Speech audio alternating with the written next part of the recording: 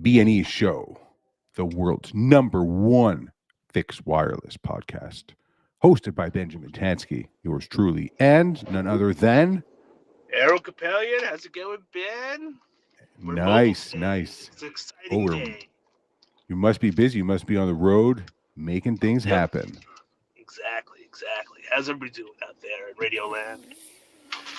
Let me see. Fantastic. Well, you know what to do, Ben. You know what to do. You ready? Ready? Hold on. Stand by for Make it this happen. quick break. Here we go. Ready? One, two, three.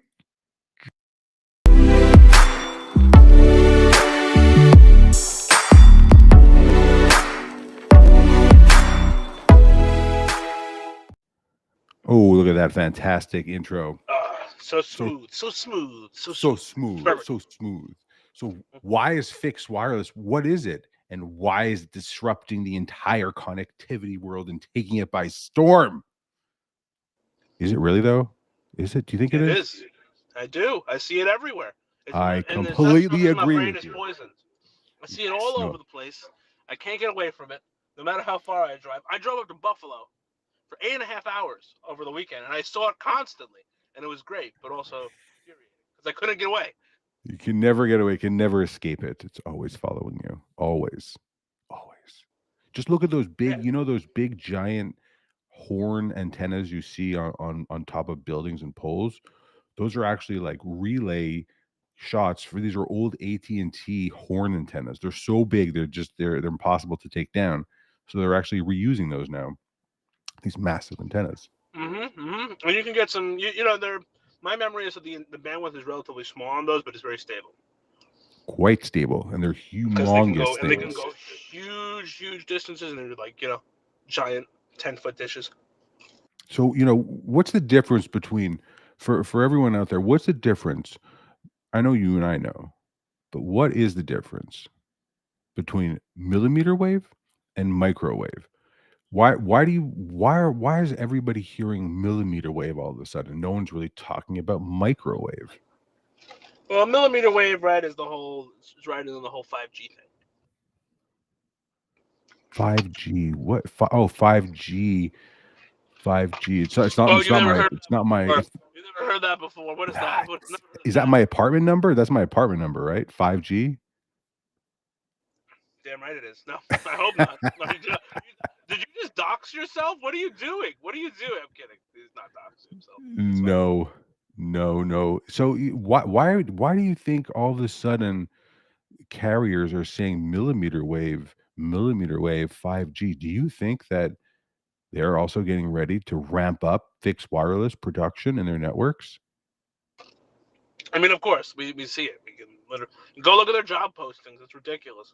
Oh, good point. Good point. Yeah, speaking about job postings, there are so many freaking jobs open, but where are all the people? Like, what happened? Where did the people go? They're out there. I have opinions. I will not be saying them. They're out there. Oh yeah, you don't want everyone to know your opinions. We know you're from Strong Island, I'm Strong strong. Island. It's a mess out there. You gotta be careful out there. But more So do you? importantly, go on. No, Go go on. ahead. Go ahead. I'm gonna get some water. Sounds good. So if you look at a lot of large carriers and they're all ramping up to deploy millimeter wave fixed wireless, the question is, A, will they do it well? Have they been doing it for 5 years, 10 years? Some of them have, not like us, but we've been doing it for 20 years because we know what we're working with. But I don't think any of the the big carriers advantage, have done fixed wireless. I think they've completely have horse blinders on, and they've been doing their, started with copper, T1s, DSL, then they moved to coax and right, then fiber. right. I don't think any of them are really doing fixed wireless. Yeah, not in a systematic way, right? Yeah, more of a It's hodgepodge, mostly yeah when they're desperate in the middle of nowhere or something. Yeah, But yeah. you don't want to do that because now you're relying on essentially hobbyists, even though they work for a big company, to provide you last mile. Well, Potentially. depending. What's so different with terragraph and millimeter wave and microwave? How does terragraph? What's your perspective on that? Terragraph is pretty cool. So I think it's essentially a open source protocol. I'm not going to go too deeply into it because I'm not qualified to do so. We should get other people out here to do it. But Terragraph is, to my knowledge, a system that was initially developed by Facebook to allow dynamic routing, essentially creating. And a lot of people that are listening probably know what a mesh Wi-Fi network is, where access points mesh together. It allows fixed wireless antennas to mesh across a series of locations, right? And then essentially create a self-healing network. Why is that interesting? Is Because that good? unless you have, Is that good and for everybody? Is that good or no? I would say it's good. What do you think, Ben? We I don't have to agree think on this. I think that at the end of the day, it all comes down to the amount of speed and the amount of quality, reliable speed that you can push through and not have drop packets. When you have a drop packet, you know That's true, and how much interference you're going to get, right? So that's a good point, right? Because everyone said the same thing when 5 gigahertz Wi-Fi came out, that it was going to be the be all end all, and that 5 gigahertz Wi-Fi was everywhere and stopped being the be all end all. be all end all. You know, Indeed. the teragraph, the millimeter wave, microwave, I really think that, if any carriers are out there listening, the B&E show, just the sheer amount of expertise on this lone call right here is astronomical. Um, and I can't the unmute myself fast enough to say, "Oh, the thank you, Ben." the trend, the trend for fixed wireless is almost a 90-degree curve up. That's how fast this industry is growing. It's Absolutely. incredible. It's incredible. Why is it growing so fast? Honestly, I think it's growing so fast because carriers and end users see that the speed, reliability, and quality is on par with fiber. So why drill down and spend all this crazy amount of money to drag fiber across towns when you can put up relay fixed wireless links, licensed links, protected links by the FCC, Exactly. and And they're still, and they're easily maintainable yeah, and resilient, right? They're diverse and resilient. it's almost like the carriers are going to just buy the fixed wireless companies and put them into the basement and never use them again. That's my fear, but Ah, maybe my fear will be proven wrong. How about that? hopefully. Hopefully. What's this? So the next point is partners, technology generalists are like managed service providers, uh, people that businesses rely on to help them with their connectivity. you know I think that vertical is so important to our business, and I think the educational aspect has to continue. It's like once you graduate from college, you don't stop learning, right? That's just the foundation of your learning. You got to keep going. You got to keep learning. And I think that the successful partners that sell connectivity are at the forefront of knowing what's going on in the market right now. No question. No question, right? Because I mean, let's put it this way: we've been in this business for like 10 years or more, and the business as it was 10 years ago is completely different than it is today. It was completely different 5 years ago, right? Because its capabilities continue to grow, its capabilities continue to change and become more dynamic, and you need to be educated on what that is, right? Whether that be something like Terragraph, which maybe in a year we're not even talking about it, or maybe in a year it's going to be the next big thing that's powering your residential home service or powering businesses in areas that have difficult to provide service to locations, right? But a lot of Right. low-lying buildings or something. Right. So when you're educated on these tools, that's just we say always says another tool in your toolbox, right? But it also gets you ahead of your competition as a technology generalist or as a technology consultant on Right. understanding, yeah, I know what Facebook's working on. Yeah. It's about fixed wireless, about knowing what's going on in the industry itself. I mean, let's be honest. Do businesses really need a redundant connection? No, they need a diverse connection from their primary. So if they have primary fiber, they need a diverse fixed wireless that can act as a primary if their current primary fails.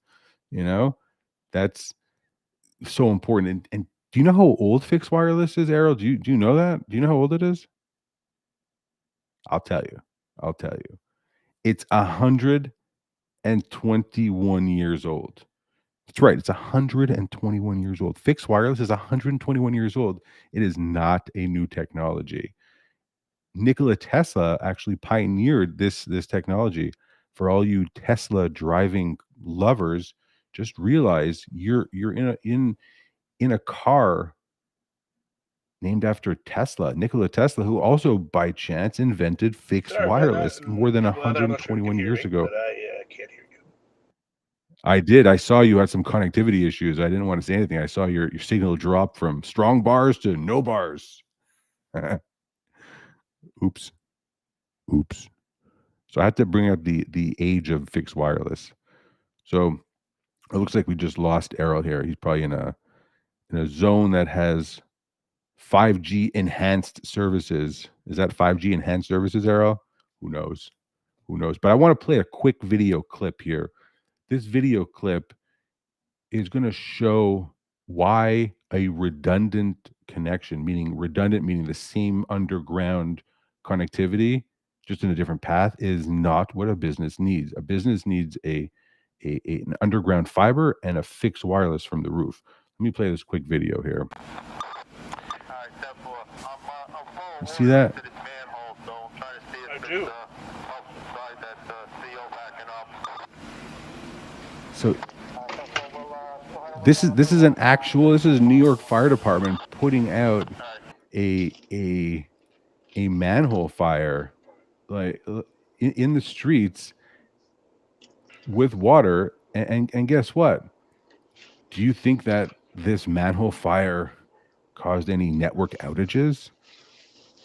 That's a rhetorical question, people. Of course it caused network outages. So these underground manhole explosions cause cascading effects.